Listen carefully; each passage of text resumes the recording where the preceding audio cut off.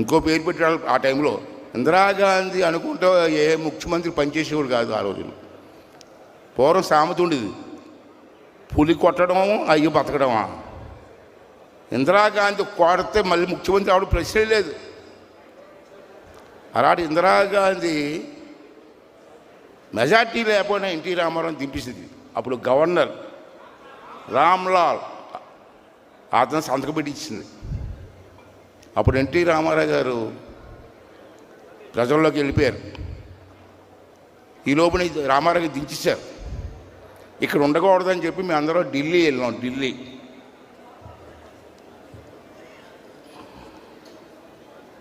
ఢిల్లీ వెళ్తే అక్కడ ఇందిరాగాంధీ గారు ప్రైమ్ మినిస్టరు. ఏం చేస్తుందో అని భయంతో మళ్ళీ ఏం చేశారంటే ఢిల్లీ నుంచి మమ్మల్ని కర్ణాటక మార్చారు. కర్ణాటకలో అక్కడ ఉన్నాం. ఈ లోపల ఎన్టీ రామారావు గారు జనాల్లోకి వెళ్ళిపోయారు.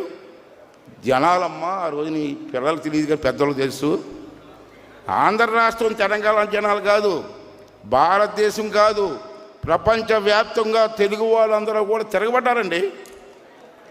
తిరుగుబాటు చేశారు, పెద్ద ఉద్యమం. ఎన్టీ రామారావు గారిని ఆగస్టు 16వ తారీఖు దించేసింది. మళ్ళీ ఎన్టీ రామారావు గారు జనంతాలు ప్రపంచం చూసి భయపడిపోయి, ఇందిరాగాంధీ భయపడిపోయి, నాయనాన్ని ఈ కుర్చీలు తీసుకోరా నాయనాన్ని ఇచ్చేసింది. That is NT Rama Rao. నేను ఎందుకు చెప్తాను ఈ విషయం? ఆగస్టు 16వ దిగ్గేస్తే సెప్టెంబర్ 16వ తారీఖు కుర్చీలు కూర్చున్నాడు మహానుభావుడు. ఒక్క నెలలో భారతదేశ చరిత్రలో ఇందిరాగాంధీ కొట్టడం, ముఖ్యమంత్రి అవడం ఎక్కడ జరగలేదు. ఒక్క ఎన్టీ రామారావుకే జరిగిందని చెప్పి ఈ సందర్భంలో మీ అందరికీ మనం చేస్తున్నాను.